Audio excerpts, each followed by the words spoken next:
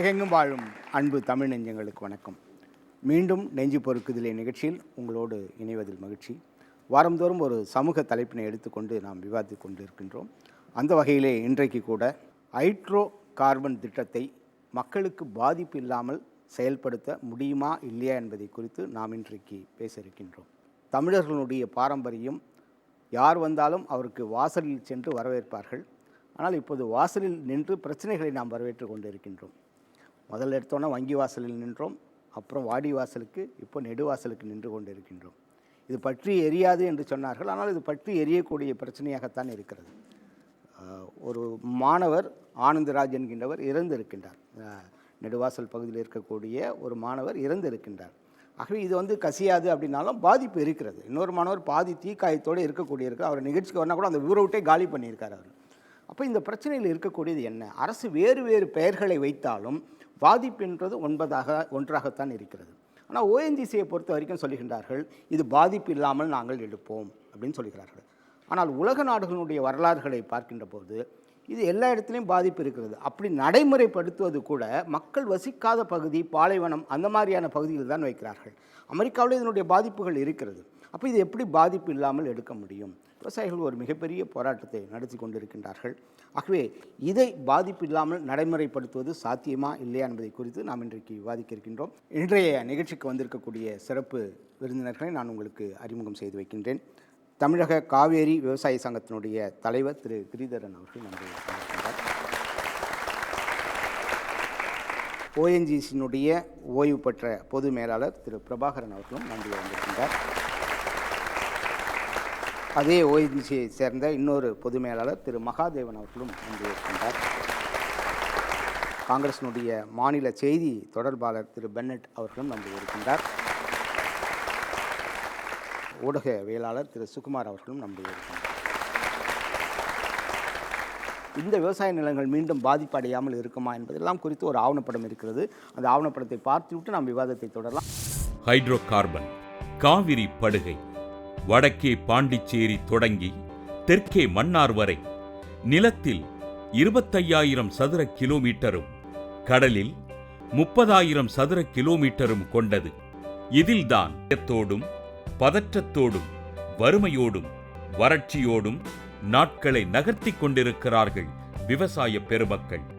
ஆனால் மக்களிடம் இது மக்களை பாதிக்காது, நடைமுறைக்கு உகந்த திட்டம் என்பதை சரியாக விளக்கிச் சொல்ல யாரும் இல்லாத சூழலை பார்க்கும்போது ஹைட்ரோ கார்பன் திட்டத்தின் மீது நம்பிக்கையின்மை ஏற்படுவதை தவிர்க்க முடியவில்லை. ஒருவேளை வாழ்வாதாரம் பாதிக்கப்படும் என்பது உண்மைதானோ என்று எண்ணக்கூட தோன்றுகிறது. இந்தியாவின் எண்ணெய் எரிவாயு தேவை 226 மில்லியன் டன்னில் 76 மில்லியன் டன் மட்டுமே உள்நாட்டில் உற்பத்தி செய்யப்படுகிறது. மீதிக்கு இறக்குமதியை நம்பியிருக்கிறோம். இதில் 10% குறைப்பதுதான் நோக்கம் என்கிறார் மோடி. மேலும் இது சுயசார்பு, அந்நிய செலாவணி மிச்சம் என்றெல்லாம் சொல்கிறார்கள். விவசாயத்தின் மீதும் விளைநிலத்தின் மீதும் கை வைப்பது யாருக்கு நஷ்டம் என்பதை பற்றி இப்போது நீங்களே விவாதியுங்கள். இது பாதிப்பு இல்லாமல் செய்ய முடியும் அப்படின்னு ஓஎன்ஜிசி சொல்றாங்க, மத்திய அரசும் சொல்கிறது. இதில் என்னென்ன பாதிப்புகள் இருக்கு அப்படின்னு சொல்ல முடியுமா? ஃபர்ஸ்ட் ஹைட்ரோ கார்பன் திட்டம் பாதிப்பு இல்லாம பண்ண முடியாது சார். ஏன்னா இதுக்கு நிறைய சான்று இருக்கு பாதிப்பு அடைஞ்சதுக்கு. அமெரிக்காலேயே 1977லேருந்து 2000 வரைக்கும் 20 நிலநடுக்கம் வந்துச்சு. 2000க்கு அப்புறம் 2000லேருந்து 2016 வரைக்கும் 100க்கு மேற்பட்ட நிலநடுக்கம் வந்துச்சு. அப்போ அந்த அதிபர் எதனால் அப்படின்னு சொல்லிட்டு ஆராய்ச்சி செய்யும்போது இந்த துளையிட்டு ஹைட்ரோ கார்பன்ஸ் எடுத்தது ஹைட்ராலிக் ஃப்ராக்சருங்கிற முறையினால் எடுத்ததுனால பிளேட்லெட்ஸ் கொலாப்ஸ் ஆகி அதுலேருந்து நிலநடுக்கம் வந்துச்சு. இதை நம்ம டெல்டா பகுதியில் அமெரிக்காவில் ஒரு சம்பவம் நடந்துச்சுன்னா அந்த அதிபர் சரி பண்ணிடுவார். இதே இந்தியாவில் இந்த மாதிரி நடந்துச்சு அப்படின்னாக்கா அதை சரி பண்ணுறதுக்கு வாய்ப்பில்லை. ஏன்னா சென்னையில் இப்போ எண்ணூரில் ஆயில் ஸ்பில் நடந்துச்சு, எல்லாருக்குமே தெரியும். அந்த 2000 டன் ஆயிலை பக்கெட்டில் எடுத்த நம்ம நாடு நாளைக்கு தமிழ்நாட்டில் இந்த ஹைட்ராலிக் ஃப்ராக்சர் மூலயமா நிலநடுக்கம் வருது, ஏதோ ஃபயர் ஆகுது அப்படின்னாக்கா அதை மக்களை அணைப்பாங்களா? ஸோ அரசாங்கத்துக்கு மேலே நம்பிக்கை இல்லை. அதனால் இந்த திட்டம் வந்து கண்டிப்பாக பாதிப்பு கொடுக்கும். ஏன்னா அதுக்கு நிறைய சான்று இருக்குது, அதனால் கண்டிப்பாக பாதிப்பு கொடுக்கும். இப்போ இந்த ஹைட்ரோ கார்பன் திட்டம் வந்துச்சுன்னா ஒவ்வொருத்தருக்கும் என்னென்ன நோய் வரும்னு சொல்கிறேன் பாருங்கள். இதுக்கு லிஸ்ட்டே இல்லை போகிறதுக்கு. இப்போ என்னென்ன நோய் வரும்னா நுரையீரல் சம்மந்தப்பட்ட நோய் வரும். ஆல்ரெடி இப்போ வந்து குழந்தை பெருமை வந்து அது கம்மி தான். ஒவ்வொரு பெண்களுக்கு இருக்க பெண்மை வந்து போய்விடும், ஆண்மை குறைபாடு ஏற்படும். இது மாதிரி இருக்கும்போது ஒவ்வொருத்தருக்கும் ஹைட்ரோ கார்பன் திட்டத்தை கொண்டு வரணும்னு சொல்கிறாங்களே, இது கொண்டு வந்ததுக்கு அப்புறமா அதை பற்றி நம்ம பேசுறதுக்கு பதில் கொண்டு வராமல் இப்பயே ஸ்டாப் பண்ணலாம்ல சார்? இப்போது அமெரிக்காவில் ஹைட்ரோ கார்பன் திட்டம் இருக்குன்னு சொல்கிறோம், துபாயில் ஹைட்ரோ கார்பன் திட்டம் இருக்குன்னு சொல்கிறோம். அமெரிக்காவை துபாயை விவசாய நாடுகள் கிடையாது, ஆனால் நம்ம இந்தியா வந்து விவசாய நாடு. நம்ம இந்தியாவோட முதுகெலும்பே விவசாயம் தான். இந்திய மக்களோட வாழ்வாதாரம் விவசாயத்தை நம்பி தான் இருக்குது. நம்ம விவசாயத்தை அழிச்சிட்டா நம்ம மக்கள் என்ன பண்ணுவாங்க? இது நிலத்துக்கு அடியில் மட்டும்தான் சார் எடுக்க முடியும்னு சொல்லிட்டாங்க. அதை தவிர நம்ம மாட்டு சாணத்துலேருந்து எடுக்கலாம், முயலுடைய சாணத்துலேருந்து எடுக்கலாம், ஏன் மாசில் கூட போய் எடுக்கலாம் சார். 104 சேட்டலைட்டில் லான்ச் பண்ணி வேர்ல்டு ரெக்கார்ட் பண்ண இந்தியாவில் மாசில் போய் எடுத்துன்னு வர முடியாதா சார்? சரி, வேற பென்சில்வேனியா அப்படின்ற அமெரிக்காவில் இருக்க பென்சில்வேனியா அப்படின்ற இடத்துல அவங்க வந்து ஒரு லேடி வந்து அவங்களோட நிலத்தை வந்து ஹைட்ரோ கார்பனுக்காக கொடுத்துருக்காங்க சார். அந்த ஹைட்ரோ கார்பன்னால அந்த இடத்துல வந்து மூணு நிலருக்கு வந்திருக்கு. இவர் பண்ணதில் இவங்க ஆராய்ச்சி பண்ண என்ன வந்துன்னா, பென்சில்வேனியாவில் அந்த லேடியோட ஃபார்மில் என்ன இருக்குன்னா, அவங்க ஆரம்பித்த அந்த திட்டம் ஆரம்பித்த 1 வீக்கில் வந்து அங்கே சுற்றி இருந்த எல்லா வளமும் அழிஞ்சிடுச்சு. அது போலன்னு அவங்களோட 10 மாடு வந்து இறந்துச்சு. அங்கே குடிச்ச அந்த தண்ணினாலும் அங்கே இருக்கிற அந்த புல் பூண்டை சாப்பிட்டனால அவங்களோட அங்கே இருந்த எல்லா மாடுமே அழிஞ்சிச்சு சார். இப்போ அந்த ஒரு இடத்துக்கு மட்டுமே அப்படின்னா நம்ம இந்தியா நாடு எவ்வளோ ஒரு பாப்புலேஷனில் இருக்குது. அது ஃபார்மர்ஸ்க்கு தான் மெயினாக வந்து இது பாதிப்பே ஆகுது சார். ஆனால் அவர்களை பொறுத்த வரைக்கும், ஓஎன்ஜிசியை பொறுத்த வரைக்கும் இது பாதிப்பு ஏற்படுத்தாது அப்படின்றதே சொல்லி கொண்டிருக்காங்க. அப்போ இது பாதிப்பு ஏற்படுத்தாமல் செய்ய முடியுமா? இதில் பார்த்தீங்கன்னா உங்களுக்கு மீத்தேன் திட்டம் எடுக்கிறதுனால வந்து பாதிப்புகள் இல்லாமலும் எடுக்க முடியும். என்னென்னா நம்ம கழிவுகளில் நீங்கள் சொன்ன மாதிரி கழிவுகள்லேருந்து எடுக்கலாம். ஏன்னா விவசாய பூமியை வந்து அழைச்சி தான் எடுக்கணுன்றது கிடையாது. மீத்தேன் திட்டம் வரதுனால உங்களுக்கு பெட்ரோல் வந்து 70 ரூபா 80 ரூபா விற்கிற இதிலேருந்து உங்களுக்கு 40 ரூபாயிலையும் கிடைக்கிறதுக்கு வாய்ப்புகள் இருக்குது. ஆனால் என்ன விவசாய பூமி அழித்து வேண்டான்றதை நாங்கள் சொல்கிறோம். இப்போ ஓஎன்ஜிசி எதை எதிர்பார்த்து இங்கே நுழையிறாங்கன்னு தெரியல. ஓகேங்களா? இப்போது மீத்தேன் இந்த திட்டத்தோட நம்ம இந்தியாவில் வந்து விவசாயத்தை நம்ம வந்து அதிகப்படியாக நம்ம விளைச்சல் செஞ்சாலே அவங்க எதிர்பார்க்குற அளவுக்கு மேலே அதிகமான பட்சத்தில் நம்ம வந்து வருமானத்தை நம்ம ஏற்படுத்திக்க முடியும். இந்த திட்டத்தினால நம்ம வந்து என்ன ஆகுதுன்னா, அவங்க சொன்ன மாதிரி சிஸ்டர் சொன்ன மாதிரி நிலநடுக்கம் கண்டிப்பாக அது வரும். ஓகேங்களா? தெரிஞ்சே நீ ஊருக்குள்ளே வர, இதே நீ கேரளாவில் போய் பண்ண பார்க்கலாம், உங்கள் காலை வைக்க விடுவாங்களா? நான் கேட்குறேன். இல்லை சீரியஸாக தான் கேட்குறேன். இல்லை கர்நாடகா எதுக்கு தமிழ்நாடை மாத்திரமே சுற்றி வரீங்க? அப்போ யார் உங்களுக்கு வழி கொடுக்குறா? இதுக்கு இருக்கிற இடத்துல மட்டும்தான் மீத்தேன் எடுக்க போகிறாங்க. அதனால் இவங்க சொல்கிற மாதிரி பாதிப்பு அடைஞ்சால் மக்களே இருக்க மாட்டாங்களே. அப்போ எதுக்கு ஆட்சி? அப்போ எதுக்கு அரசு? அவங்க எல்லாமே யோசிச்சு தான் பண்ணுறாங்க. இவ்வளோ பாதிப்பு அடையுதுன்னு தெரிஞ்சு அந்த சட்டத்தை கொண்டு வர மாட்டாங்க. அதனால் எடுக்க பைப்பில் இருந்து தானே சார் அது எடுக்கிறாங்க. வல்லரசு நாடுன்றது வந்து செகண்டரி. ஃபஸ்ட்டு வந்து நம்ம நாடு வந்து பேஸ்மெண்ட், அடிப்படை தேவையே இங்கே வந்து ஆடிக்கிட்டு இருக்குது. அந்த அடிப்படை தேவையை இன்னும் பூர்த்தி பண்ணாத கவர்மெண்ட்டு அதுக்கப்புறம் தான் வந்து வல்லரசு நாடை பற்றி யோசிக்கணும். அதையே இன்னும் பண்ணலை அந்த கவர்மெண்ட். காவேரி பகுதியை பொறுத்த வரைக்கும் 619 கியூபிக் ஸ்கொயர் மீட்டர். எப்படின்னா அங்கே ஃபுல்லாக நிலக்கரி இருக்குது. அது எப்படின்னா மத்திய அரசுக்கு இதனால் பல கோடி லட்ச லாபங்கள் இதனால் அவங்களுக்கு கிடைக்கும். அந்த ஒரு காரணத்தினால அவங்க அந்த பகுதியை சூஸ் பண்ணுறாங்க. அந்த பகுதியை சூஸ் பண்ணி அவங்க எடுக்க எப்படின்னா அங்கே இருக்க வளம் எல்லாமே குறையும். அங்கே இருக்க மக்களுங்க எல்லாமே நம்ம அகதியாக போக வேண்டிய சூழ்நிலை கண்டிப்பாக வரும். ஆனால் அந்த மாதிரி நம்ம ஒரு போதும் விடக்கூடாது. மனுஷன் வாழ்கிறதுக்கு எப்போவுமே முக்கியமானது குடிக்கிற தண்ணி, அப்புறம் சுவாசிக்கிற காற்று, அதுக்கப்புறம் நம்மளோட உடல்நிலை சரியாக இருக்கணும். இந்த 3த்தையும் சீர்குலைக்கிற ஒரு திட்டம் தமிழ்நாட்டுக்கும் இல்லை இந்தியாவுக்கும் தேவையா? ஏன்னா இந்த திட்டம் அப்படியாப்பட்ட ஒரு வீரியத்தோடு இருக்குது. இதோட திட்டத்தோட வீரியம் பார்த்தீங்கன்னு வச்சுக்கலாம், நம்ம குழாயில் டேபை திறந்து தண்ணி எடுத்துன்னு வச்சுக்கோ, அதை 10 வருஷம்னா எரியும். அதோட காற்று மூலமாக அந்த கிணறு இருக்குது பார்த்தீங்க, அந்த கிணறுலேருந்து வர காற்றுனால சுவாசிக்கிறனால நுரையீரல் பிரச்சனை சகோதரிங்க சொன்னாங்க. எல்லாமே உண்மை. நுரையீரல் பிரச்சனை இருந்து எல்லாமே இந்த டாக்டர்ஸ் எல்லாமே சொல்லியிருக்காங்க. இதெல்லாம் சொல்லியும் இதை நான் முனைப்பாக பண்ணியே தீருவேன் அப்படின்னு சொல்லி கவர்மெண்ட் பண்ணது என்ன காரணம்?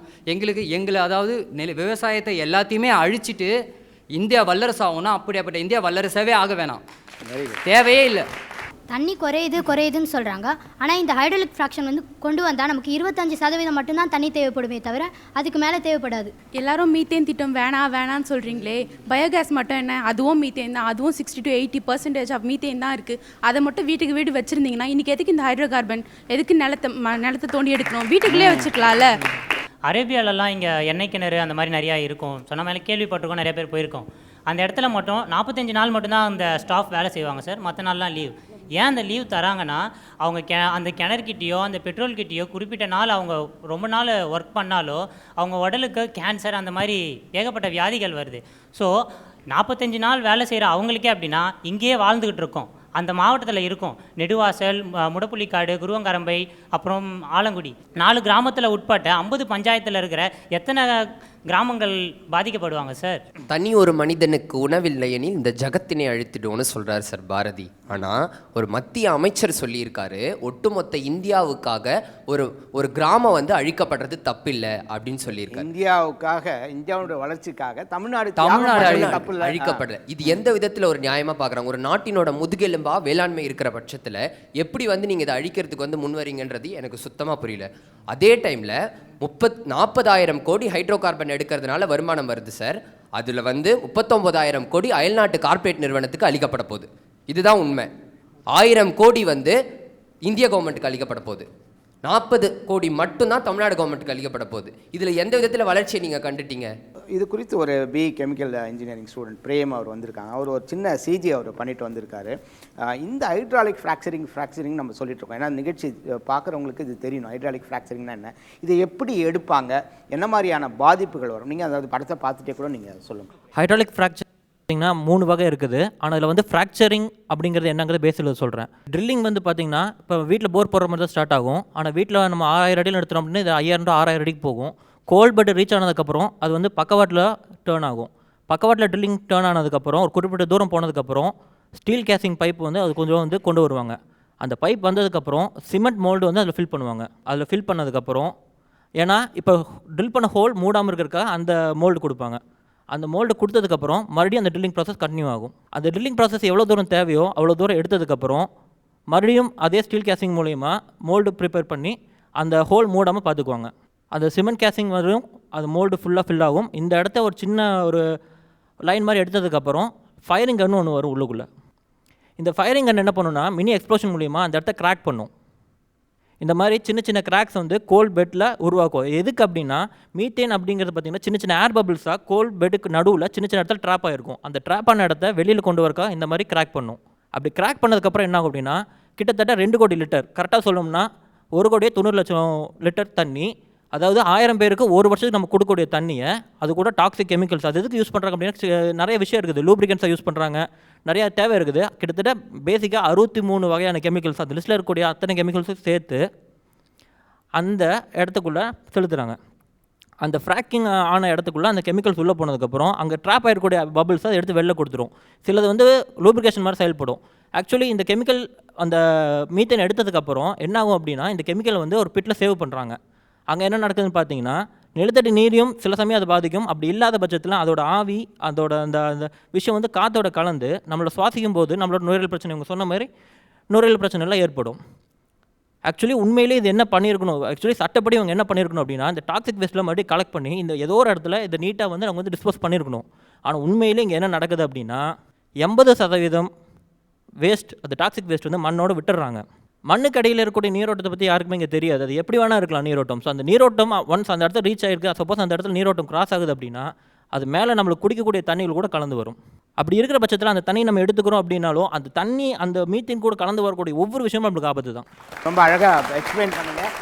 சிஜி அவரே ரெடி பண்ணி நமக்காக எடுத்துகிட்டு வந்தார். நம்ம இந்திய அரசாங்கம் ஏற்கனவே ரிசர்ச் பண்ண ஒரு ஊர் வானக்கன் காடு, சரிங்களா? அந்த வில்லேஜில் ஒரு விவசாயி பேர் வந்து மாரிமுத்து. அவரோட வில்லேஜில் அவரோட நிலத்தில் ரிசர்ச் பண்ணியிருக்காங்க. இன்ன வரைக்கும் அதில் அந்த கழிவுகளை இன்ன வரைக்கும் நம்ம இந்திய அரசாங்கம் அகற்றவே இல்லை. அது மட்டும் இல்லாமல் அவங்க ரிசர்ச் பண்ணி 3 வருஷம் ரிசர்ச் பண்ணாங்க. அது விட்டுட்டு போனதுக்கு அப்புறமா 1.5 வருஷமாக அந்த பைப்லேருந்து நெருப்பு பற்றி இருக்குது. அந்த கழிவு எண்ணெயை எடுத்து அந்த விவசாய மக்கள் எரிபொருளாக பயன்படுத்தியிருக்காங்க. ஸோ நிறைய பேர் சொல்கிறாங்க அக்ரிகல்ச்சர் வந்து அந்த வாட்டரை நம்ம வேஸ்ட் பண்ணிட்டோம், அக்ரிகல்ச்சர் பண்ணவே முடியறதில்லை அப்படின்ட்டு. இங்கே எத்தனை பில்டிங்ஸ், எத்தனை காலேஜஸ், எத்தனை இன்ஸ்டிடியூட்ஸ் அந்த அக்ரிகல்ச்சர் லேண்டை வேஸ்ட் பண்ணிவிட்டு பில்டிங்ஸாக ஏற்பட்டிருக்கு அப்படின்னு நான் கேட்குறேன் சார். Very good. எல்லாரும் இதில் இருக்க டிஸ்அட்வான்டேஜஸ் பற்றியே சொல்கிறாங்க. ஆனால் இதில் எவ்வளவோ அட்வான்டேஜஸ் இருக்குது. ஏன் இந்த கேஸ்லேருந்து நம்மளுக்கு எலக்ட்ரிசிட்டி, எல்பிஜி இதெல்லாம் நம்மளுக்கு தேவை தானே. இதெல்லாம் இல்லாமல் ஒரே ஒரு நாள் உங்களால் சாப்பிடாம இருக்க முடியுமா? கரண்ட் இல்லைன்னா ஒரே ஒரு தடவை ஒரு இன்ஃபர்மேஷன் உங்களால் பாஸ் பண்ண முடியுமா? நாங்கள் வந்து கட்டை அடுப்பில் நான் சமைச்சு ஒரு மணி நேரம் டைம் கொடுங்க, 100 பேருக்கு சமையல் பண்ணுவேன். லைட்டு தேவையில்லை, மிக்ஸி தேவையில்லை, கிரைண்டர் தேவையில்லை, கேஸ் அடுப்பு தேவையில்லை. அம்மா நாங்கள் டிஜிட்டல்னா வந்து ஒரு விவசாயி வந்து நாங்கள் வந்து எப்பொழுதுமே நான் சின்ன பிள்ளையா இருக்கும்போது எங்களுக்கு இந்த லைட்டெல்லாம் என்னன்னே தெரியாது, டாக்டர் மாத்திரை என்னன்னு தெரியாது.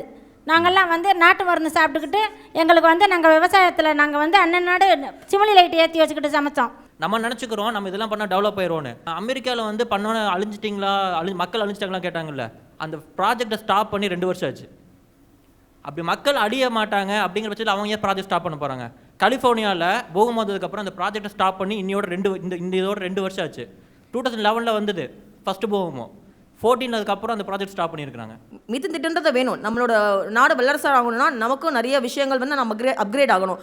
ஆனால் நாங்களும் என்ன சொல்கிறோன்னா, விவசாயிகளையும் மக்கள் வாழ்கிற நிலத்தையும் பாதிப்படையாமல் எதுவாக இருந்தாலும் நம்ம பண்ணலாம். இந்த ஓஎன்ஜிசி முன்னாள் இயக்குநர்கள் 2 டைரக்டர்ஸ் வந்திருக்காங்க, ஓய்வு பெற்றவங்க.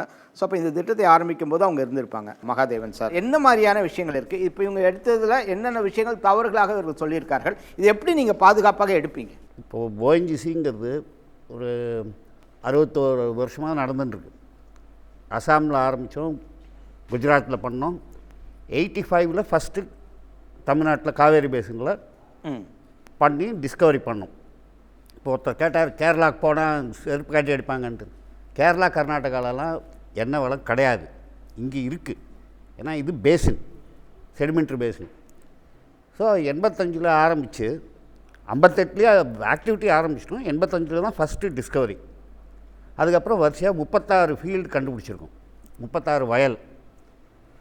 நம்ம சக்ஸஸ் ரேஷியோன்னு பார்த்தா 4-4.5 வெல்லு ட்ரில் பண்ணால் ஒரு வெல்லில் ஆயில் கிடைக்குது. ஆயிலுக்கு தான் எங்கள் first prime target oil. Gas வந்து அசோசியேட்டட் கேஸ். இப்போ இந்த மீத்தேன், கோல், ஷேல் கேஸு அதெல்லாம் எங்களுக்கு கிடையவே கிடையாது. ONGC is only doing oil and natural gas. சரி, இப்போ இந்த ஆயில் ப்ரைம் இம்பார்ட்டன்ஸ். ஏன்னா ஆயிலோட மார்க்கெட் ப்ரைஸ் வந்து ஹையர். இப்போ 10 ரூபா ஆயில் ப்ரைஸ்னால் கேஸோட ப்ரைஸு 1 ரூபா தான். ஸோ ஆயில் கூட வர கேஸை அது திரும்பி ஒன்றும் பண்ண முடியாது, வெளில வந்தாச்சுன்னா it has to be used. அதை தான் நாங்கள் பண்ணுறோம். இப்போது நெடுவாசல்னு ஒரு இதுக்கு போகும்போது அது வந்து 2009ல் நம்ம டிஸ்கவரி பண்ணியாச்சு. பட் அது மெயின் காவேரி ஏரியா, ப்ரொடியூசிங் ஏரியாவோட ஒரு 100-150 கிலோமீட்டர் தள்ளி இருக்குது. ஒரு வெல்லுக்காக பைப் லைனை போட்டு அந்த ஆயிலை இங்கே கொண்டு வருது, it is not economically viable. அதனால் என்ன பண்ணாங்க, இப்போது ஒரு பிட்டிங்கில் கொடுத்து, ஏப்பா நீ யாராவது ஓஎன்ஜிசியால் பண்ண முடியல, அவங்களுக்கு எக்கனாமிக்ஸ் ஒர்க் அவுட் ஆகலை, நீங்கள் யாராவது பண்ணுறீங்களா அப்படின்னு பிட் ஆஃபர் பண்ணி அதை ஒரு கம்பெனி எடுத்து அவங்களுக்கு அதை கொடுத்துருக்காங்க. இப்போது நெடுவாசல் ஒன்று, காரைக்கால் ஒன்று. இப்போ அவங்க பண்ண போகிறது எப்படி பண்ண போகிறாங்கிறது அவங்கள தான் கேட்கணும். பட் எங்களுக்கு வந்து நாங்கள் பண்ணுற வேலை ஆயில் எக்ஸ்ப்ளோரேஷன், கூட கேஸ் வந்தால் ஓகே, நாட் அன் இஷ்யூ. இப்போ ராமநாதபுரம் அங்கே இருக்கிற 5 பெரிய ஃபீல்டு எல்லாமே கேஸ். அண்டு யாரோ ஒருத்தர் சொன்னார் ஐலண்ட்ஸில் பண்ணலாமேன்ட்டுன்னு. ஆஃப் ஷோர்லேயும் நாங்கள் பண்ணியிருக்கோம், 88 வெல்லு ட்ரில் பண்ணியிருக்கோம். 2 தான் டிஸ்கவரி, 3. ஸோ ஓஎன்ஜிசி நம்மளால் முடிஞ்ச வரைக்கும் we are trying our best. But எங்கள் ஆப்ரேஷன்னால் ஒன்றும் ஆனது கிடையாது. சரி, அண்டு அங்கே இது வருது, விஷவாயு வருது, டாக்ஸிக் எலிமெண்ட்ஸ் போடுறாங்க. நாங்கள் அங்கே நின்று வேலை செய்கிறோம், எங்களை அழிச்சிக்கிறதுக்கு சொந்த செலவில் நாங்கள் சூன்யம் வைப்போமா சொல்லுங்கள்? அந்த ஸ்பாட்டில் 24/7 எங்கள் மனுஷங்க ஒரு ஷிஃப்ட்டில் ஒரு 50 பேர், அடுத்த ஷிஃப்ட்டில் ஒரு 50 பேர் கண்டிப்பாக இருந்து தான் ஆகணும். அண்டு அப்படி இருக்கும்போது if it is dangerous to us, அந்த மாதிரி ஆக்டிவிட்டி நாங்கள் எதுக்கு பண்ணணும்? நாட் ஓன்லி அஸ், பக்கத்தில் இருக்கிறவங்கள. அண்டு எங்கள் ட்ரில்லிங் ஆக்டிவிட்டிலாம் பார்த்திங்கன்னா ஒரு வில்லேஜ்லேருந்து கொஞ்சம் தள்ளி தான் இருக்கும், ஹேபிடேஷன்லேருந்து கொஞ்சம் தள்ளி தான் இருக்கும், ஏன்னா சேஃப்டிக்காக. அண்டு கிட்டத்தட்ட 700 வெல்லு ட்ரில் பண்ணியாச்சு காவேரி பேசினில். அதில் ஒரு 180 வெல்லுலேருந்து ப்ரொடக்ஷன் இருக்குது. ஸோ இது வரைக்கும். அண்ட் இப்போ ரீசண்டாக முதல்ல ஆரம்பித்த போது எப்படியோ, இப்போது கைட்லைன்ஸ் ஆஃப் டிஎன்பிசிபி, எம்ஓஎஃப்சிசி இதெல்லாம் வந்து ரொம்ப ஸ்ட்ரிக்ட்டு. இதெல்லாம் இந்த கண்டிஷன்ஸ்க்கு ஒத்துண்டாதான் உங்களுக்கு பர்மிஷனே கொடுக்குறாங்க. அண்ட் இப்போது ரெஸ்டோர் பண்ணி கொடுக்கணும் லேண்டை. ட்ரில் பண்ணியாச்சு, ஒன்றும் கிடைக்கல. ஸோ இம்மிடியேட்டாக return land will be return to the owner or owners. அதை ரெஸ்டோர் பண்ணி கொடுக்கணும். இப்போ அந்த நெடுவாசலில் அந்த குழாயிலேருந்து இதாகுதுன்னாங்களே, அந்த லேண்டு ஒன்றும் ரிட்டர்ன் ஆகலை. அது ஏன்னா அங்கே ஆயில் இருக்குது, டிஸ்கவரி பண்ணியாச்சு. ஆஸ் ஃபார் அஸ் பாசிபிள் எங்களுக்கும் வந்து நேஷ்னல் இன்ட்ரெஸ்ட் தான் முக்கியம். ஏன்னா இப்போ நம்ம எவ்வளோக்கெல்லாம் ரொம்ப இன்டர்னலாக தட் இஸ் இண்டிஜினஸாக ப்ரொடியூஸ் பண்ணுறோமோ அவ்வளோக்கெவ்வளோ இம்போர்ட் பில் கம்மியாகும். அவங்க எல்லாமே சொல்கிறாங்க, நாங்கள் எல்லாத்துக்கும் ஒத்துக்கிறோம், பாதுகாப்பான்னு உங்களால் பண்ண முடியுமா? அதான் உங்களுடைய கேள்வி. பாதிப்புலாம் வராது. இப்போ சில சமயத்தில் என்ன ஆகும்னா, ஏதாவது கசிவு இருந்து அங்கே போய் விளையாட்டாக நெருப்பு பற்ற வச்சா அது ஸோ அவங்களுடைய நெக்லிஜென்ஸ் அப்படின்னு. ஆமாம். பட் அவர் சார் சொன்னார் ஒன்று, அங்கே வந்து ரிஸ்டர் ஸ்கேல் 11லலாம் போயிடுச்சுன்னு. ரிஸ்டர் ஸ்கேல் 10க்கு மேலே கிடையாதுங்க. 10 டோட்டல் டிஸ்ட்ரக்ஷன். ஃபஸ்ட்டு எக்ஸ்ப்ளோஷன் வந்து ட்ரையர் ஸ்டேஜில் இருந்துன்னு சொல்லியிருந்தாங்க ஒரு இது ஆர்டிக்கலில். செகண்ட் ஆர்டிக்கல் என்ன போட்டிருந்தாங்கன்னா, பெரிய அளவில் அங்கே போராட்டம் நடந்திருக்குது. 2014 மார்ச் மாதத்தில் அங்கே பெரிய போராட்டம் நடந்திருக்குது, மக்கள்லேயே ஒரு போராட்டம் நடந்திருக்குது. அதுக்கப்புறம் அதை ஸ்டாப் பண்ணியிருக்கிறாங்க. இல்லை, 2015 வரைக்கும் ப்ரைஸ் வந்து $120. இப்போது போன வருஷம் 25-27 போயிடுச்சு. எந்த கம்பெனியுமே அங்கே எல்லாமே ப்ரைவேட். இங்கே தான் நாங்கள் நேஷ்னல், அங்கே எல்லாமே ப்ரைவேட். $120 விற்ற ஒரு ப்ராடக்ட்டு $27 வந்தால் அதை ஏன் ப்ரொடியூஸ் பண்ண சொல்லுங்கள்? அதனால தான் நிற்க வச்சுருக்காங்க. நீங்கள் சொன்ன மாதிரிலாம் ஒன்றும் கிடையாது. ஏன்னா இது எப்போ வேணால் திரும்பி எடுத்துக்கலாம். $100 போச்சுன்னா எடுப்பான் திரும்பி. ப்ராப்ளம் என்னன்னாக்கா, ஹைட்ரோ கார்பன், ஆயில், மக்கள் வந்து நினச்சிருக்காங்க எல்லாம் வேறு வேறுன்ட்டு. ஆக்சுவலாக அது வேறு கிடையாது, எல்லாம் ஒன்று தான். ஆயில் எடுத்திங்கனாக்க கேஸ் கண்டிப்பாக வரும். அது நகையும் சதவீதம் மாதிரி. அதனால் வந்து ஆயில் எடுக்கும்போது கேஸ் வரும். இப்போ சில இடத்துல வந்து வெறும் கேஸ் கூட வரலாம். ஒரு ரிசர்வாயர் வந்து ஒரு கேரக்டர் இருக்கும். சில ரிசர்வாயர் வெறும் கேஸ் மட்டும் வரும், சிலது வந்து ஆயில் அண்ட் கேஸ் வரும், சிலது வெறும் ஆயிலும் வரும். அந்த ரிசர்வாயர் எப்படி, அதோடய கேரக்டர் எப்படியோ அதுக்கேற்ற மாதிரி நாங்கள் எடுப்போம். ஃபஸ்ட்டு அந்த லேடி அவங்க சொன்னாங்க ஒன்று, யூஎஸில் வந்து அப் டு 2007 வந்து பண்ணலை, அப் டு 14 நிறைய பண்ணாங்க. யூஎஸ் வந்து they are importing lot of oil from Saudi Arabia. 14 அவங்க என்ன பண்ணாங்க, லாட் ஆஃப் ஷேல் கேஸ் நிறைய எடுக்க ஆரம்பித்தாங்க. ஹைட்ரோ ஃப்ராக்சரிங் நிறைய பண்ணாங்க. பண்ணோன்னு என்னாச்சு, அவங்க தே ஸ்டார்டட் ப்ரொடியூசிங் மோர். கம்ப்ளீட்டாக தே ஸ்டாப்ட். அதனால தான் $120 போன ஆயில் வந்து it has come down to $27. அது இந்தியாவுக்கு எவ்வளோ பெனிஃபிட் அப்போது? பிகாஸ் 70% ஆஃப் த ஆயில் வந்து we are importing and foreign exchange நம்ம கொடுத்துட்ருக்கோம். இப்போ வந்து $120 கொடுத்து வாங்கியிருந்தது, நம்ம $27 கொடுத்து வாங்குறதுனால நமக்கு எவ்வளோ அந்நிய செலவாலையும் நம்மக்கிட்ட வந்தது. அதை வச்சுட்டு நம்ம டெவலப்மெண்ட் பண்ணியிருக்கோம் நம்ம நாட்டுக்கு. அதுக்கு மிகப்பெரிய நமக்கு டாலர் குறைஞ்சதுனால இந்த ஓஎன்ஜிசிக்கு கொஞ்சம் நஷ்டம்தான். ஏன்னா எங்கள் காஸ்ட் ஆஃப் ஆயில் இன்டேக் வந்து அதிகம். $27 வந்தது. சில பெல்ஸ் எல்லாம் நாங்கள் க்ளோஸ் பண்ணி வச்சுருந்தோம். அப்போது திருப்பி வேலை ஏறினா எடுக்கலாம், அது ஒரு அட்வான்டேஜ். அதே சமயத்தில் அந்த அம்மா சொன்ன மாதிரி அந்த ஹைட்ரோஃப்ராக் பண்ணவருக்கு தட் லேடி ஒரு ப்ரெசன்டேஷனில் சொன்னாங்க, he is called as a bad man, frack man is a bad man.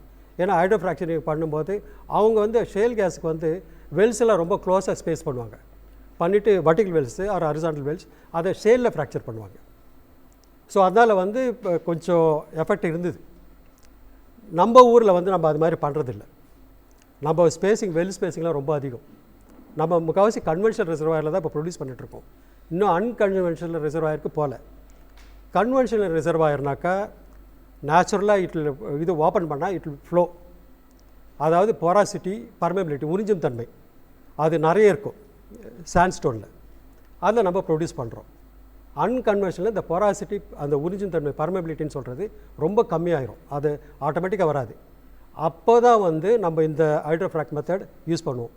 ரெண்டாவது, நீங்கள் காமிச்ச ஸ்லைடில் வந்து மெத்தடாலஜி எல்லாம் கரெக்டு, பட் கெமிக்கல்ஸ் நீங்கள் நிறைய யூஸ் பண்ணியிருக்கீங்க. ஆமாம், அதுதான் நானும் அது அவ்வளோ கெமிக்கல்ஸ் கண்டிப்பாக கிடையாது. அவங்க முக்கால்வாசி எல்லா பயோடிகிரேடபிள் கெமிக்கல்ஸ் தான் யூஸ் பண்ணுவாங்க.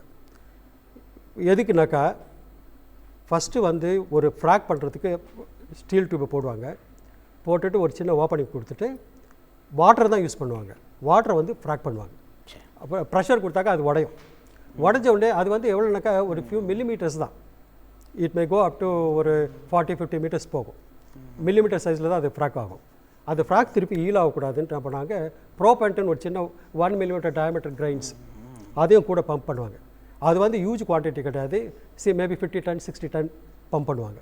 அது என்ன பண்ணால் அது போய் அந்த ஓட்டையில் போய் அடைச்சிக்கும். அடைச்சது திருப்பி அது ஹீல் ஆகாது. அப்போ என்ன ஆகும், கேஸு எதெல்லாம் இருந்தோ அது லிக்விட்லாம் வரும். வந்தோடனே இதை வெளியே எடுத்துருவாங்க. இந்த ப்ரோபேண்ட்டை க்ளீன் பண்ணும்போது இது என்ன பண்ணுவாங்க, கோர் கம்முன்னு ஒன்று, அதாவது கொத்தவரங்காய் காய் இருக்கு இல்லையா, அதுலேருந்து எக்ஸ்ட்ராக்ட் பண்ணுற ஒரு கம், அதை தான் யூஸ் பண்ணுவாங்க. ஏன்னா அதுதான் வந்து அப்படியே ஸ்டிக்கிங் ப்ராப்பர்ட்டி இருக்கும். அதை தான் மேஜராக யூஸ் பண்ணுவாங்க. மிச்ச கெமிக்கல்ஸ்லாம் வேறு பர்பஸ்க்கு யூஸ் பண்ணுறது, அதெல்லாம் இங்கே வந்து மிக்ஸ் பண்ணியிருக்காரு. இங்கே இருக்கக்கூடிய தண்ணீரினுடைய ஆதாரம் வந்து முழுக்க குறைஞ்சி போயிடும் அப்படின்னு சொல்கிறாங்க. தண்ணீரினுடைய ஆதாரம் குறைஞ்சி போயிடுச்சுன்னா அதுக்கப்புறம் மண் வந்து பயன்படுத்த முடியாத மாதிரி ரெண்டாவது குற்றச்சாட்டு வைக்கிறாங்க. விவசாயிகள் முழுக்க பாதிக்கப்படுவார்கள்.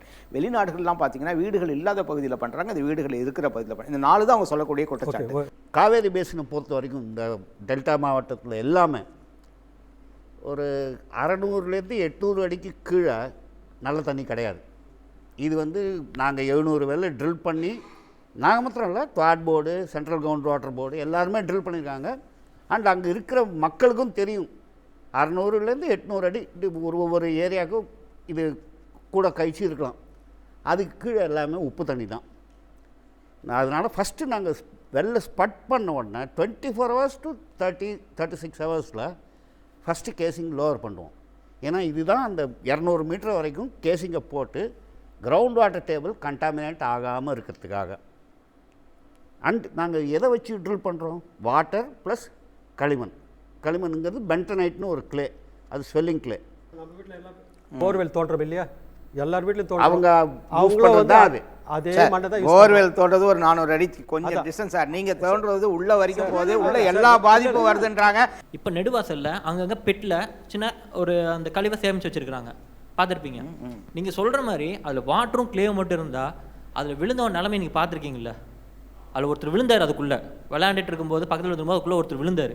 அவர் உடம்பு எப்படி இருக்குது தெரியுங்களா உங்களுக்கு? பார்த்துருக்கீங்களா? அவருக்கே அப்படி ஆச்சு. அப்போது நீங்கள் சொல்கிறது வந்து அந்த இடத்துல அந்த செலார் பிட்டில் இருக்கிற ஆயில் சார், அதுதான் கேட்குறேன். நான் ட்ரில் பண்ணும்போது நம்ம யூஸ் பண்ணுறது, நான் வீட்டில் போர் போட்டால் அவங்க ஒரு மண்ணில் இது ஒரு மூட்டையில் கொண்டு வருவாங்கல்ல, ப்ரௌன் கலர் களிமண், அதுதான் அதையும் வாட்டரையும் தான் நாங்கள் யூஸ் பண்ணுறோம். இதனுடைய நிலத்தில் இருக்கக்கூடிய தண்ணீரை உறிஞ்சுறாங்க. இவ்வளோ உறிஞ்சி நமக்கு வந்து இது வேணுமா அப்படின்றது ஃபஸ்ட்டு ஒரு விஷயம். ஓகேங்களா, நிலத்தடி நீர் வந்து அங்கே விவசாயத்திற்கு எதுவுமே இல்லாத போயிட அளவு கூட இருக்கும் அப்படின்னாங்க.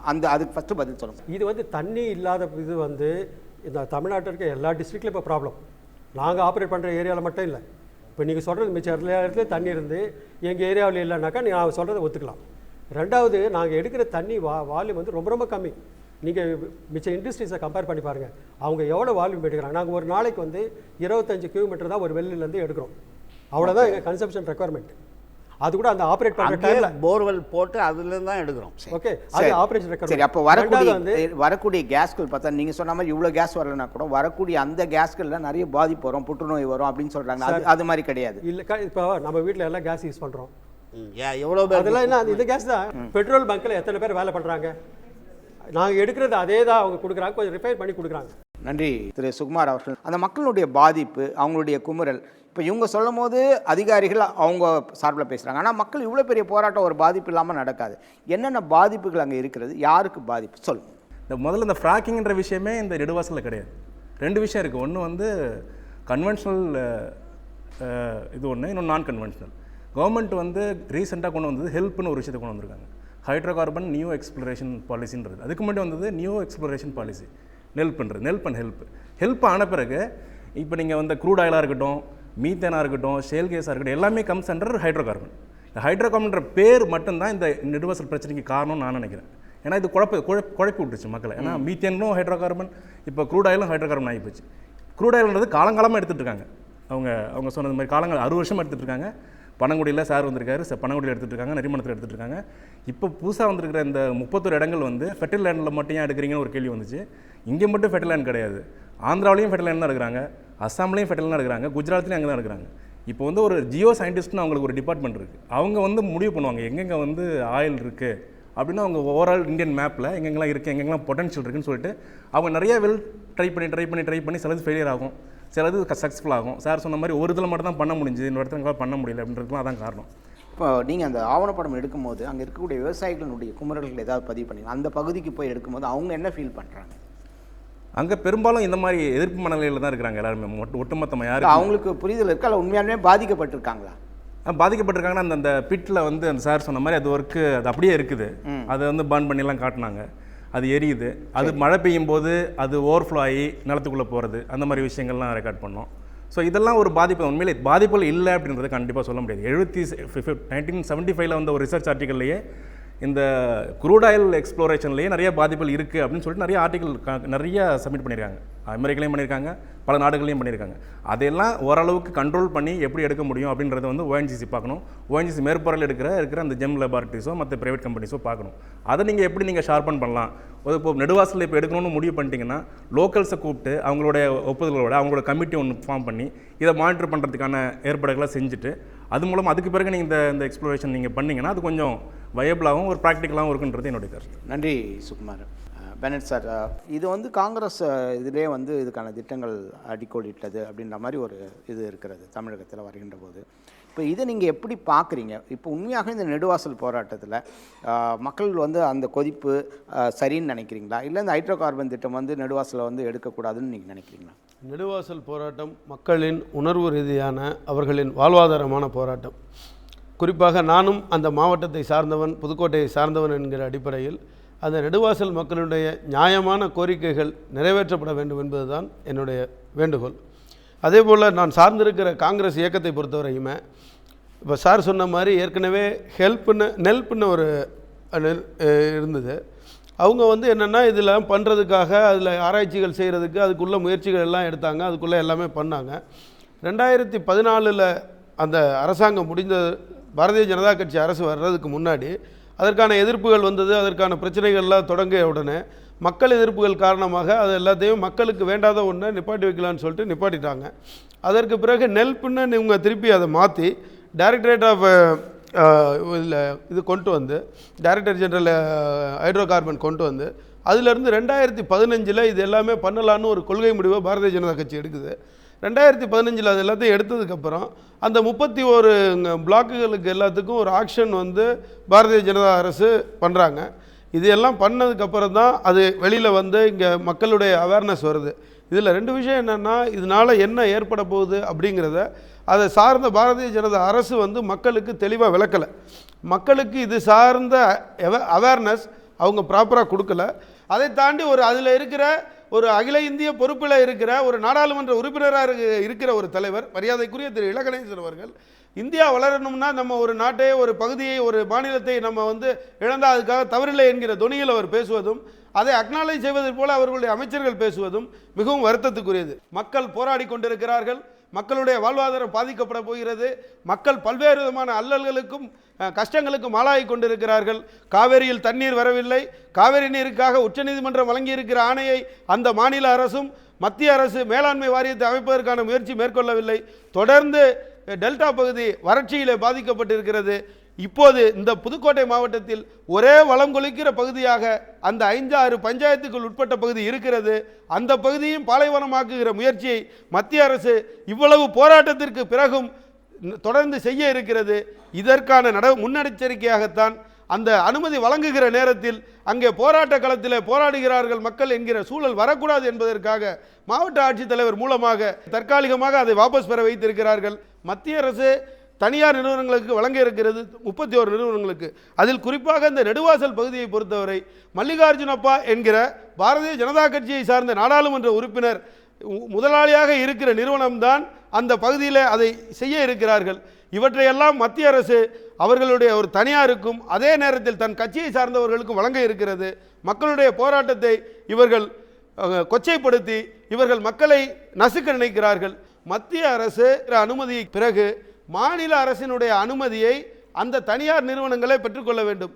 தனியார் நிறுவனங்கள் எந்த முயற்சிகளை மேற்கொண்டு மாநில அரசுடைய அனுமதியை பெறப்போகிறார்கள் என்பதையெல்லாம் நான் நம்முடைய இளைஞர்கள் பார்வைக்கும் மக்கள் பார்வைக்கும் விட்டு விடுகிறேன்.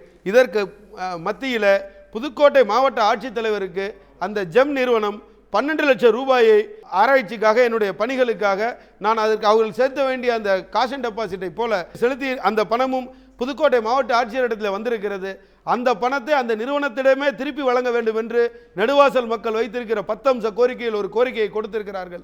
இவற்றை எல்லாம் பார்க்கும்போது இவ்வளவு போராட்டங்களுக்கு இடையே, இவ்வளவு மக்கள் எழுச்சிக்கு இடையே, இதையெல்லாம் தாண்டி இந்த அனுமதியை மத்திய அரசு வழங்குமானால் மக்களுக்கான அரசு எது, மக்கள் நலன் சார்ந்த அரசு எது, மக்கள் நலன் சாராத மக்களுடைய எதிர்ப்புகளுக்காக மக்களை வஞ்சிக்கிற அரசு எது என்பதை நான் மக்களிடத்திலே விட்டு விடுகிறேன். நன்றி சார். திரு கிரிதரன் சார், இப்போ ஓஎன்ஜிசி போகும்போது வெறும் மண்ணெண்ணெய் தான் எடுக்கிறோம், இங்கே எண்ணெய் எடுப்பதற்காக தான் அப்படின்னு சொல்லிட்டு நிறைய இடத்துல நிலம் வந்து எங்களுக்கு கேட்காம எடுத்தாங்க அப்படின்ற மாதிரி ஒரு விஷயம் இருக்குது. அதாவது நாங்கள் அறியாமையில் கொடுத்து விட்டோம் அப்படின்னு சொல்லிட்டு அவங்கள பொறுத்த நாங்கள் ரெஸ்டோர் பண்ணுறோம் அப்படின்னு அவங்க சொல்லியிருக்காங்க. ஓகேங்களா? இப்போ இதெல்லாம் பார்க்கும்போது அந்த பகுதியில் இருக்கக்கூடிய விவசாயிகள் எப்படி பாதிக்கப்படுகிறார்? அரிது உலகில் மானிடராக பிறப்பது அரிது. அதிலும் மானிட உயிருக்கு உயிர் வாழ உணவளிக்கும்ன்ற தொழில்தான் இந்த பூவுலகிலே உயர்ந்த தொழிலாக கருதுகிறோம். அந்த உயர்ந்த ஒரு தொழிலை செய்கின்ற விவசாயிகளுக்கு இன்றைக்கு மிகப்பெரிய நெருக்கடி ஏற்பட்டுள்ளது மத்திய மாநில அரசுகளால். காவேரி படுகை என்பது மனித உடலில் உள்ள இரத்த நாணங்களை போன்ற ஆறுகளும் வாய்க்கால்களும் நிறைந்த ஒரு பகுதி. அந்த பகுதியில் இன்றைக்கு கர்நாடக அரசு விவசாயம் செய்வதற்காக தண்ணீர் தர மறுக்கின்றது. உச்சநீதிமன்றத்தில் இறுதி தீர்ப்பு வந்தும் அதை நடைமுறைப்படுத்த வேண்டிய மத்திய அரசு கர்நாடக அரசுக்கு சாதகமாக செயல்பட்டு கொண்டிருக்கின்றது. எப்படியாவது இந்த காவேரி படுகை மக்களை அந்த இடத்தை விட்டு அப்புறப்படுத்த வேண்டும் என்ற ஒரு நிலைப்பாட்டை மத்திய அரசு எடுத்து தமிழகத்துக்கு தொடர்ந்து வஞ்சகம் செய்து வருகின்றது. என் பகுதி மக்கள் இதுவரை கடன் தள்ளுபடிக்காகவும் விதை நெல்லுக்காகவும் தண்ணீருக்காகவும் போராடிய மக்கள் இன்றைக்கு தன்னுடைய நிலத்திற்காக போராட வேண்டிய ஒரு கட்டாயத்தில் தள்ளப்பட்டிருக்கிறார்கள். காவேரி படுகையில் உள்ள முக்கிய பாதிப்புக்கான காரணமே இன்றைக்கி 1985க்கு பிறகுதான் அங்கு எண்ணெய் கிணறுகள் ஆரம்பிக்கப்பட்டது. ஒரு கிணறு 2 கிணறு என்ற இடத்தில் இன்றைக்கு 170 கிணறுகள் செயல்படுவதாக அவர்களே ஒத்துக்கொள்கிறார்கள். இந்த 170 கிணறுகள் இருந்தும் இன்றைக்கு இயற்கை எரிவாயு எரிந்து கொண்டிருக்கிறது. அந்த பகுதியே இன்றைக்கு வெப்பமண்டலமாக மாற்றப்பட்டுள்ளது. அதாவது ஆண்டுக்கு 950 மில்லிமீட்டர் மழை பெய்த இடத்தில் இன்றைக்கு ஒரு 500 மில்லிமீட்டர் மழை கூட பெய்ய முடியாத அளவுக்கு ஒரு வெப்பமண்டலமாக மாற்றிவிட்டார்கள். விவசாயத்திற்கு காவேரி தண்ணீரும் கிடைக்கவில்லை, வடகிழக்கு பருவமழையும் பொய்த்து விட்டது. தொடர்ந்து இந்த எண்ணெய் கிணறுகளிலிருந்து வெளியேற்றப்படுகின்ற இயற்கை எரிவாயுகள் எரிந்து கொண்டு இருந்தால் அந்த பகுதியை பாலைவனமாக மாறக்கூடிய சூழ்நிலையை தான் இருக்கிற ஒழிய அது விவசாயம் செய்யக்கூடிய வாய்ப்பு ஆண்டுக்காண்டு குறைந்து கொண்டு இருக்கிறது.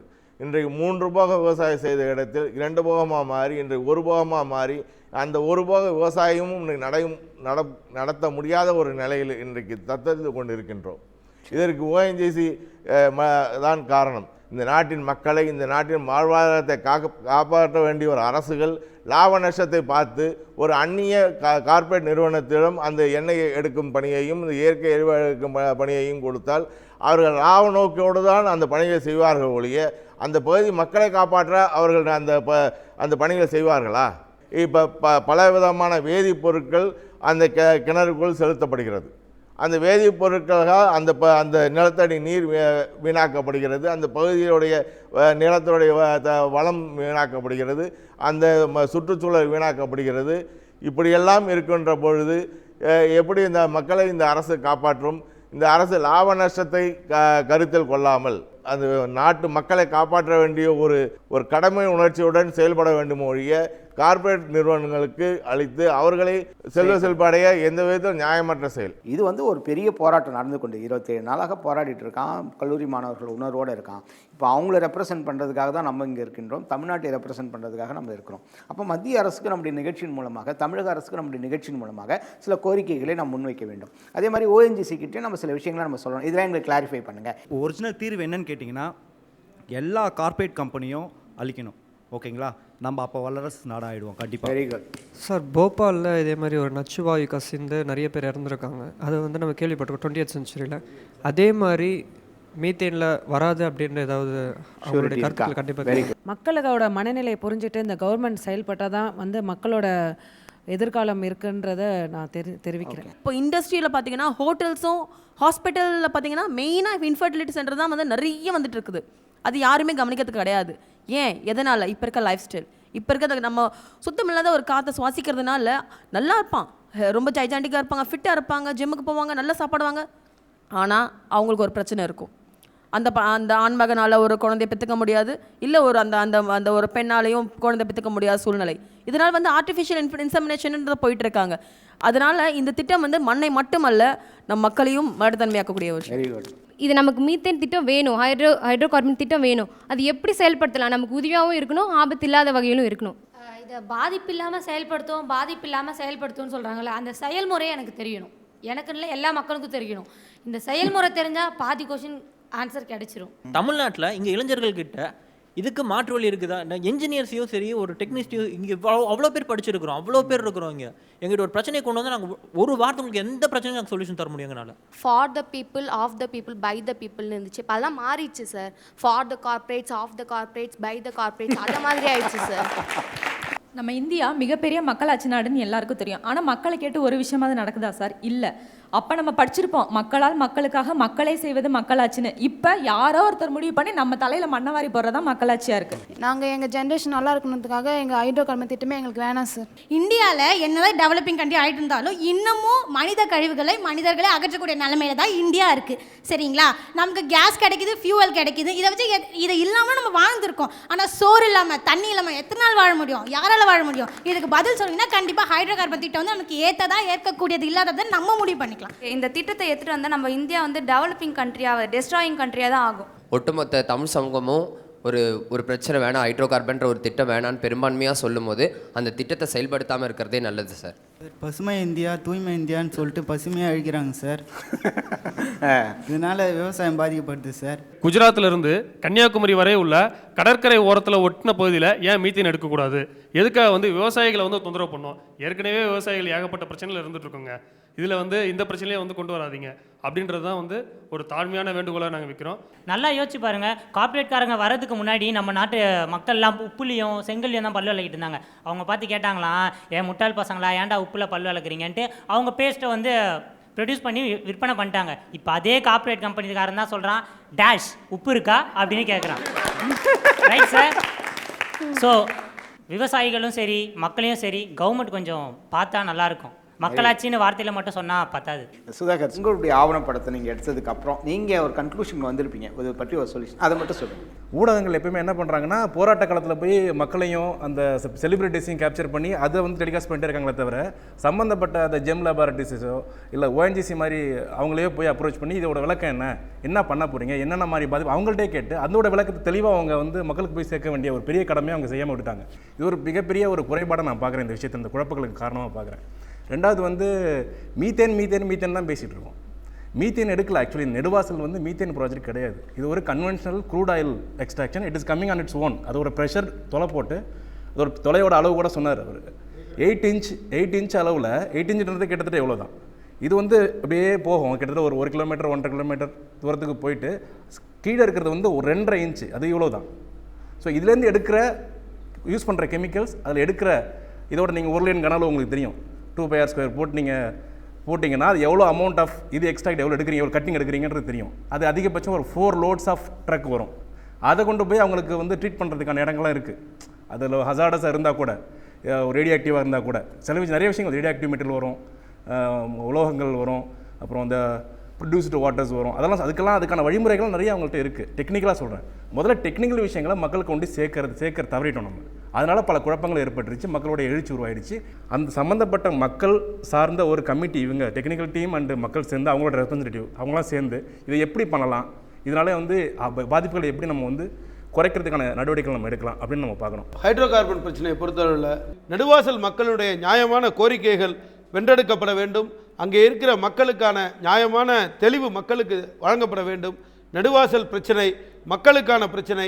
காவேரி பொய்த்திருக்கிற நேரத்தில் அங்கே இருக்கிற காவேரி டெல்டா பகுதிகள் அனைத்துமே வறண்டு இருக்கிற நிலையில், புதுக்கோட்டை தஞ்சை ஒட்டி இருக்கிற பகுதியில் செழிப்பான பகுதியாக இருக்கிற நெடுவாசல் எப்போதும் செழிப்பாகவே இருப்பதற்கு, அங்கே இருக்கிற மக்கள் பாதிக்கப்படாமல் இருப்பதற்கு, இதில் கட்சிமாச்சரியங்கள் கடந்து அங்கே இருக்கிற மக்களுடைய நியாயமான கோரிக்கைகளை மட்டுமே நாங்கள் கருத்தில் கொண்டு மத்திய அரசிடம் வேண்டி கேட்கிறோம். இந்த திட்டத்தை அனுமதி வழங்க வேண்டாம். அப்படி அனுமதி வழங்கினால் தமிழகம், குறிப்பாக நெடுவாசல் மக்கள் அதிலும் குறிப்பாக தமிழக இளைஞர்கள், அதற்கு எதிராக இருக்கிற அனைத்து அரசியல் இயக்கங்களும் ஓரணியில் திரளும். காங்கிரஸ் கட்சி அதற்கான முன்னெடுப்புகளை மிகச் சரியாக செய்யும் என்பதை மட்டும் இந்த நேரத்தில் நன்றி. குரூடாயில் தேவைதான், அது விவசாயத்தை பாதிக்காத அளவுக்கு செய்ய வேண்டும். அதை தனியார், அது அரசு லாப நஷ்ட கணக்கை பார்த்து அந்த வியாபாரம் அல்லது இந்திய மக்களுடைய உயிரை காப்பாற்ற வேண்டிய அரசு லாப நஷ்டத்துக்கு அப்பாற்பட்டு தன்னுடைய ஓஎன்ஜிசி நிறுவனம் மூலியமாக இல்லை கேஸ் அத்தாரிட்டி நிறுவனங்கள் மூலியமாக அந்த பணியை செய்தால் மக்கள் மத்தியில் இவ்வளோ பெரிய எதிர்ப்பு ஏற்பட்டிருக்காது. இது தனியார் கம்பெனிக்கு தாரை வார்க்க போதுதான் மக்களுக்கு ஒரு அச்சம் ஏற்படுகின்றது, மக்களுக்கு ஒரு பீதி ஏற்பட்டு ஒரு பிரச்சனையாக அது மாறிவிடுகிறது. ஆனால் இந்த இயற்கை எரிவாயுகளும் ஆயிலும் அந்த 5 மாவட்டங்கள் மட்டும்தான் தமிழ்நாட்டில், அது கிருஷ்ணா கோதாவரிக்கு அடுத்தது தமிழகத்தில் காவேரி படுகையில் மட்டும்தான் இருக்கிறது. அந்த 5-6 மாவட்ட மக்களையும் ஒவ்வொரு மாவட்ட வாரியாக மாவட்ட ஆட்சியர் முன்னிலையில் கூட்டங்களை நடத்தி அந்த மக்களுக்கு அந்த திட்டங்களை பற்றி ஒரு தெளிவு ஏற்படுத்த வேண்டும். அதை இதுவரை ஓஎன்ஜிசி நிறுவனம் செய்யவில்லை. மக்களுக்கு அந்த திட்டங்களின் பயன்கள் என்ன, அந்த திட்டங்களால் ஏற்படுகின்ற பாதிப்புகள் என்ன என்பது முழுமையாக விளக்கப்பட வேண்டும். அதை செய்தார்களேயானால் பாதி பிரச்சனை தீர்வு ஏற்படும். அது உடனடியாக இந்த நிறுவனங்கள் செய்ய வேண்டும். கார்ப்பரேட் நிறுவனங்களை தவிர்க்க வேண்டும். விவசாயிகள் வாழ்வாதாரங்களை பாதிக்காத வகையில் திட்டத்தை செயல்படுத்த வேண்டும். நன்றி. நாங்கள் பண்ணுற ஒரு ஆக்டிவிட்டிக்கும் எங்களுக்கு சர்டன் ஸ்டாண்டர்ட் ஆப்ரேட்டிங் ப்ரொசீஜர் இருக்குது. அதை நாங்கள் ஸ்ட்ரிக்டாக ஃபாலோ பண்ணுவோம். எங்களை மானிட்டர் பண்ணுறதுக்கு ஸ்டேட் பொல்யூஷன் கண்ட்ரோல் போர்டு இருக்குது. அவங்களுக்கு ஒரு சாம்பிள் நாங்கள் முடித்த அப்புறம் எடுத்து என்னென்ன ரிசல்ட் வருது அதை ஃபுல்லாக நான் அவங்களுக்கு சப்மிட் பண்ணோம். அவங்கள வெரிஃபை பண்ணுவாங்க, is it within the normal limit, அது பார்ப்பாங்க. பார்த்து அந்த ரிப்போர்ட் அனுப்புவாங்க. 6 மாதத்துக்கு ஒரு தடவை எத்தனை வேலை கம்ப்ளீட் பண்ணுமோ அந்த ரிப்போர்ட்டெல்லாம் கொடுப்போம். அந்த ரிப்போர்ட்டை வச்சு பார்த்துட்டு ஸ்டாண்டர்ட் ஆப்ரேட்டிங் ப்ரொசீஜர் பண்ணிட்டு தான் இருக்கோம். ஏன்னா நாங்களும் இருக்கணும் இல்லை, மக்கள் மட்டும் இல்லை, நாங்கள் 24 hours அங்கேயே இருக்கிறோம். எங்களுக்கு அந்த ஏற்பாடு எதனை கஷ்டம் வரக்கூடாது. ஆயில் கேஸ் எடுக்கிறதுனால எல்லா நோய் வரும், மலட்டுத்தன்மை வரும், இது ஒரு காரணம் இருக்காது கண்டிப்பாக. அதாவது ஹைட்ரோ கார்பன் கண்டுபிடிக்கிறதுக்கு there are 3 பேசிக் எலிமெண்ட்ஸ் தேவை. ஒன்று குட் சோர்ஸ் ராக்குன்னு சொல்லுவோம், அது ஆர்கானிக் ரிச் கண்டென்ட், அது நிறைய இருக்கணும். அது ஒரு பர்டிகுலர் டைமில் அது லிபரேட் ஆகணும், ஆயில் அதுலேருந்து வெளியே வரணும், போயிட்டு இன்னொரு இடத்துல அக்யூமுலேட் ஆகணும். இது மாதிரி கரெக்டான இடத்த நாங்கள் கண்டுபிடிக்கிறோம். நிறைய இடத்துல எங்களுக்கு ஃபெயிலியர் ஆகிருக்கு, சில இடத்துல சக்ஸஸ் ஆகிருக்கு. ஓகே, இது மாதிரி ஆஃப் ஷோரில் நிறைய இடத்துல ட்ரில் பண்ணோம், எங்களுக்கு failure. Kerala off coast, Kanyakumari off coast we have drilled, எல்லா இடத்துலையும் ஃபெயிலியர் ஆச்சு. ஈவன் காவேரியிலே முடிச்சு கேஜியில் we are very successful in offshore. பாம்பேக்கு அடுத்தது கேஜி தான் one of the very big area where we are expecting நிறையா ஹைட்ரோ கார்பன்ஸ். ஓகே, நெடுவாசல் என்னவோ இன்றைக்கி ஆரம்பித்த மாதிரி போராட்டம் தான் இன்றைக்கி ஆரம்பிச்சிருக்கு. நாங்கள் ட்ரில்லிங் 93 பண்ணோம், அதை சுற்றி ஒரு 10-11 இடத்துல பண்ணோம். இன்றைக்கும் அது பச்சை பசேல்னு இருக்குன்னா எங்கள் ட்ரில்லிங்னால அங்கே ஒன்றும் ஆகலை. 10-12 வெல் பண்ணியாச்சு. அதில் 3 வெல்லில் ஹைட்ரோ கார்பன் இருக்குது. ஒன்று நெடுவாசல் ஆயில், வடத்தெருவுன்னு ஒரு ஏரியா, அங்கே கேஸ். என்ன நான் சொன்ன மாதிரி தனியே ஒரு 150 கிலோமீட்டர் தள்ளி இருக்கிறதுனால 2 வெல்லுக்காக பைப் லைன் போட்டு கொண்டு வருது. It is not economical. அதுக்கு தான் நாங்கள் 4 வருஷமாக அங்கே ஒரு 4-5 வெல் ஐடென்டிஃபை பண்ணி லேண்டு கேட்டோம் மக்கள்கிட்ட. அவங்க கொடுக்கல. சரி, கொடுக்கல, இஷ்டம் இல்லைன்னா நம்ம ஃபோர்ஸ் பண்ண முடியாது. எங்கள் கவர்மெண்ட் லேண்டு தான் இருந்தால் அது நம்ம ட்ரை பண்ணலாம். ப்ரைவேட் லேண்டு அந்த ஓனர் கொடுத்தா தான் நாங்கள் எடுக்க முடியும். இதுக்கு என்ன பண்ணலாம்? இதனுடைய சொல்யூஷன் எப்படி இருக்கும்? இதனுடைய பின்னாடி விளைவுகள் எப்படி இருக்கும்? இல்லை விளைவுகள் இல்லாமல் நீங்கள் சேஃபாக எடுக்க முடியுமா? இப்போ நான் இன்றைக்கி நெடுவாசலில் போய் நாளைக்கு நான் ஒரு ஸ்லைட் ஷோ காமிச்சு இது தாங்க நடக்கிறது அப்படின்னு சொன்னால், நாளை மறுநாள் சிறுவாசல்னு ஒரு இடத்துல வரும். இது ஒவ்வொரு இடத்துக்கும் போயின்னு இருக்க முடியுமா? நாங்கள் வளர்க்குறதுக்கு நாங்கள் தான் 40 வருஷமாக பண்ணிட்டுருக்கோம். இன்றைக்கி நீங்கள் கடலூர் தாண்டுங்க, ரோடு இந்த பக்கமும் அந்த பக்கமும் பச்சை பசேல்னு தான் இருக்குது. அங்கேயும் நாங்கள் ட்ரில் பண்ணியிருக்கோம். ஸோ இது ஓஎன்ஜிசி ட்ரில்லிங் பண்ணி மலடாயுது இதாகுது, அதெல்லாம் ஐ வில் நாட் அக்செப்ட். ஒரு வேலை பண்ணும்போது சில இடத்துல ஸ்மால் ஆக்சிடென்ட்ஸ் நடக்க செய்யும். அதை ரெக்டிஃபை பண்ணிட்டு தான் இருக்கிறோம். அது ஒரு லேர்னிங் எக்ஸ்பீரியன்ஸ். எல்லாரும் எல்லா இண்டஸ்ட்ரியில் பண்ணாலும் அந்த சின்ன ப்ராப்ளம்ஸ் வராது செய்யும். எங்கே வருதோ அதை ரெக்டிஃபை பண்ணுவோம். ரெண்டாவது இவங்களுக்கு அவேர்னஸ் இன்னும் கொஞ்சம் கூட நல்லாயிருக்கும். தேங்க்யூ சார், நன்றி. கண்ணை விற்று சித்திரம் வாங்குவதா, எங்களுடைய மண்ணை விற்று மலடாக்கி இந்த திட்டம் எங்களுக்கு தேவையா என்பதுதான் நெடுவாசல் மக்களுடைய குறையாக இருக்கிறது. 30 ஆண்டுகளாக கிடைக்கப் போகின்ற மீத்தேனுக்காக எங்களுடைய பல தலைமுறை விவசாய நிலங்கள் அழிய வேண்டுமா என்பது அடுத்த கேள்வியாக இருக்கிறது. கார்ப்பரேட் முதலாளிகளை வளர்த்துவிட்டு ஏழைகளுடைய வயிற்றில் அடித்து இந்த அரசு என்ன செய்ய போகிறது என்பது மிகப்பெரிய கேள்வியாக இருக்கிறது. ஆனால் அதே சமயத்தில் அறிவியல் பூர்வமாக சில விஷயங்களை நாம் ஒத்துப்போக வேண்டும். எந்த ஒரு திட்டம் வருகின்ற போது, அறிவியல் திட்டம் வருகின்ற போது, அது நம்முடைய நாட்டிற்கான வளர்ச்சி என்கின்ற நம்பிக்கை நமக்கு இருக்கிறது. ஆனால் அந்த வளர்ச்சி வருகின்ற போது அதில் ஏதாவது ஒரு அழிவு இருக்கின்றது என்ற ஒரு அச்சம் மக்களுக்கு இங்கு வந்திருக்கிறது. அந்த அச்சத்தை போக்க வேண்டியது உங்களுடைய கடமை. அது இதுவரை நீங்கள் செய்யவில்லை என்பதுதான் இந்த நிகழ்ச்சியில் நான் கற்றுக்கொண்டது. ஆகவே முதலில் மக்களினுடைய அச்சத்தையும் பயத்தையும் போக்குங்கள். அப்படி இல்லை என்று சொன்னால் காளைக்காக போராடியவர்கள், மாட்டுக்காக போராடியவர்கள், மண்ணுக்காகவும் தமிழ்நாட்டுக்காகவும் போராடக்கூடிய ஒரு சூழல் வந்து கொண்டுவிடும்.